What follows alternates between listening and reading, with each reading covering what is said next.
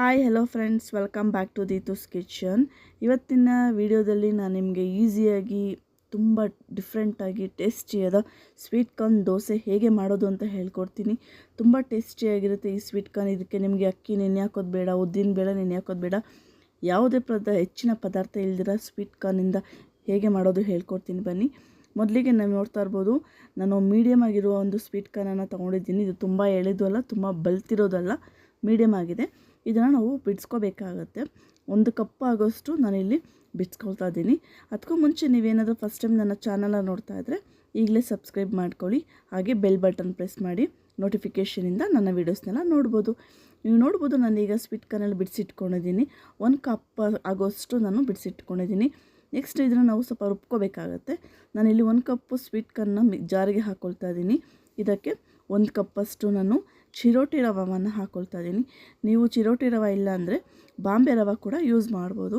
1 cup sweet ಕಾರ್ನ್ಗೆ 1 cup ಚಿರೋಟಿ ರವೆ ಹಾಕ್ಕೊಳ್ತಾ ಇದ್ದೀನಿ. ಇದಕ್ಕೆ 1 ಈರುಳ್ಳಿನ 5 ಭಾಗ ಮಾಡಿ ಹಾಕ್ಕೊಳ್ತಾ ಇದ್ದೀನಿ. ಹಾಗೆ ಖಾರಕ್ಕೆ 1 ಮೆಣಸಿನ್ಕಾಯಿ ಹಾಕ್ಕೊಳ್ತಾ ಇದ್ದೀನಿ. ಹಾಗೆ 1 ಇಂಚು ಶುಂಠಿ ಕೂಡ ಹಾಕ್ಕೊಳ್ತಾ ಇದ್ದೀನಿ. ಇದಕ್ಕೆ ಸ್ವಲ್ಪ ಅಂದರೆ 1 ಟೇಬಲ್ ಸ್ಪೂನಷ್ಟು ಜೀರಿಗೆ ಕೂಡ ಆ್ಯಡ್ ಮಾಡಿ, ಕೊನೆಯಲ್ಲಿ ಅರಿಶಿನ ಹಾಕಿ, ಹಾಗೆ ಸ್ವಲ್ಪ ಕೊತ್ತಂಬರಿ ಸೊಪ್ಪು ಹಾಕಿ, ನೀರು ಕೂಡ ಹಾಕಿ ನಾವು ಸ್ಮೂತಾಗಿ ರುಬ್ಕೋಬೇಕಾಗುತ್ತೆ. ತುಂಬ ನೈಸಾಗಿ ರುಬ್ಕೋಬೇಕಾಗುತ್ತೆ. ಇದು ಲಾಸ್ಟಲ್ಲಿ ಸ್ವಲ್ಪ ಉಪ್ಪು ಕೂಡ ಹಾಕ್ಕೊಳ್ಳಿ ನೀವು, ಇಲ್ಲಾಂದರೆ ನೀವು ಮಿಕ್ಸ್ ಮಾಡಬೇಕಾದ್ರೆ ಕೂಡ ಹಾಕ್ಕೊಳ್ಬೋದು. ಈ ರೀತಿ ಸ್ವಲ್ಪ ನೀರನ್ನು ಹಾಕಿ ಚೆನ್ನಾಗಿ ನಾವು ಪೇಸ್ಟ್ ಮಾಡ್ಕೋಬೇಕಾಗುತ್ತೆ.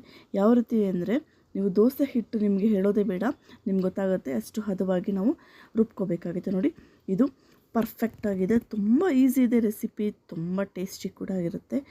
ನೋಡಿ, ಈ ರೀತಿ ಇದನ್ನು ನಾನು ಒಂದು ಬೌಲ್ಗೆ ಹಾಕ್ಕೊಳ್ತಾ ಇದ್ದೀನಿ. ಬೌಲ್ಗೆ ಹಾಕ್ಕೊಂಡ್ಮೇಲೆ ನಾವು ಇದನ್ನು ಸ್ವಲ್ಪ ಚೆನ್ನಾಗಿ ಮಿಕ್ಸ್ ಮಾಡ್ಕೋಬೇಕಾಗತ್ತೆ. ನಾವಿಲ್ಲಿ ತುಂಬ ಕಡಿಮೆ ಇಂಗ್ರೀಡಿಯೆಂಟ್ಸ್ ಹಾಕಿದ್ದೀವಿ, ಹಾಗೆ ಸ್ಪೆಷಲಾಗಿ ದೋಸೆ ಮಾಡ್ತಾಯಿದ್ದೀವಿ. ತುಂಬ ಟೇಸ್ಟಿಯಾಗಿರುತ್ತೆ ಈ ದೋಸೆ. ಬನ್ನಿ, ನೆಕ್ಸ್ಟ್ ತವಾಗೆ ನಾವು ಸ್ವಲ್ಪ ಎಣ್ಣೆ ಸವರಿ ಇಡೋಣ. ಸ್ವಲ್ಪ ತವ ಚೆನ್ನಾಗಿ ಕಾಯಬೇಕು, ಅಲ್ಲಿವರೆಗೂ ಸ್ವಲ್ಪ ಲೋ ಫ್ಲೇಮಲ್ಲಿ ತವ ಕಾಯಕ್ಕಿಡೋಣ.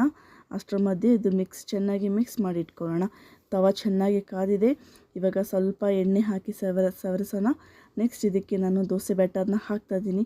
ನೀಟಾಗಿ ನೋಡಿ, ರೌಂಡಾಗಿ ನೀಟಾಗಿ ಹಾಕ್ಕೊಳ್ಳಿ. ನೀವು ಎಷ್ಟು ತೆಳ್ಳಗೆ ಹಾಕಿದ್ರೂ ಅಷ್ಟು ತೆಳ್ಳಗೆ ಬರುತ್ತೆ, ಅಷ್ಟು ಕ್ರಿಸ್ಪಿಯಾಗಿರುತ್ತೆ, ಅಷ್ಟು ಟೇಸ್ಟಿಯಾಗಿರುತ್ತೆ. ನೀವು ನೋಡ್ಬೋದು, ಅದು ನೋಡ್ತಾ ನಿಮಗೆ ಮಸಾಲೆ ದೋಸೆ ಫೀಲ್ ಆಗುತ್ತೆ. ಅಷ್ಟು ಚೆನ್ನಾಗಿರುತ್ತೆ, ಅಷ್ಟು ಕ್ರಿಸ್ಪಿಯಾಗಿರುತ್ತೆ. ನೋಡ್ತಾ ಇರ್ಬೋದು. ಈಗ ಸ್ವಲ್ಪ ಅದು ಬೆಂದ ಮೇಲೆ ಸ್ವಲ್ಪ ಲೈಟಾಗಿ ನಾವು ಎಣ್ಣೆ ಹಾಕ್ಕೊಳ್ತಾ ಇದ್ದೀನಿ. ಖಂಡಿತವಾಗ್ಲೂ ನಿಮಗೆ ಈ ರೆಸಿಪಿ ಇಷ್ಟ ಆಗುತ್ತೆ. ಇಷ್ಟ ಆದರೆ ಏನು ಮಾಡಿ, ಲೈಕ್ ಮಾಡಿ, ಶೇರ್ ಮಾಡಿ, ಕಮೆಂಟ್ ಮಾಡಿ, ಹಾಗೆ ನಿಮ್ಮ ಫ್ಯಾಮಿಲಿ ಮೆಂಬರ್ಸ್ಗೆಲ್ಲ ಶೇರ್ ಮಾಡಿ. ನೋಡಿ, ಅದಕ್ಕೆ ಮುಂಚೆ ನೀವು ನನ್ನ ಚಾನಲ್ನ ಸಬ್ಸ್ಕ್ರೈಬ್ ಮಾಡ್ಕೊಳ್ಳಿ. ನೋಡಿ, ಈ ರೀತಿ ದೋಸೆ ಮಾಡಿಕೊಟ್ರೆ ಮಕ್ಕಳು ಇಷ್ಟಪಟ್ಟು ತಿಂತಾರೆ. ತರಕಾರಿ ತಿನ್ನಲ್ಲ ಮಕ್ಕಳು ಅಂತ ಹೇಳೋರು ಈ ರೀತಿ ವೆರೈಟಿ ದೋಸೆ ಮಾಡಿಕೊಟ್ರೆ ಎಲ್ಲ ಮಕ್ಕಳು ತಿಂತಾರೆ. ನೀವು ನೋಡ್ತಾ ಇರ್ಬೋದು ಎಷ್ಟು ಸುಲಭವಾಗಿ ನಾನು ದೋಸೆ ತೆಗೆದೆ ಕೈಯಲ್ಲಿ ಅಂತೇಳಿ. ಅಷ್ಟು ಟೇಸ್ಟಿಯಾಗಿರುತ್ತೆ. ಚಿರೋಟಿ ರವೆ ಹಾಕಿರೋದ್ರಿಂದ ದೋಸೆ ತಾನೇ ಎದ್ದೊಳುತ್ತೆ, ಅಷ್ಟು ಚೆನ್ನಾಗಿರುತ್ತೆ. ನೋಡ್ತಾ ಇರ್ಬೋದು ಎಷ್ಟು ಈಸಿ ಇದೆಲ್ಲ ರೆಸಿಪಿ. ಖಂಡಿತವಾಗ್ಲೂ ಈ ರೆಸಿಪಿ ನಿಮಗೆ ಇಷ್ಟ ಆಗೇ ಆಗುತ್ತೆ 100%. ಇಷ್ಟ ಆದರೆ ಈಗಲೇ ಲೈಕ್ ಮಾಡಿ, ತಡ ಮಾಡಿಬಿಡಿ. ನೋಡಿ, ತುಂಬ ಟೇಸ್ಟಿಯಾಗಿರುತ್ತೆ ಈ ಸ್ವೀಟ್ ಕಾರ್ನ್ ದೋಸೆ.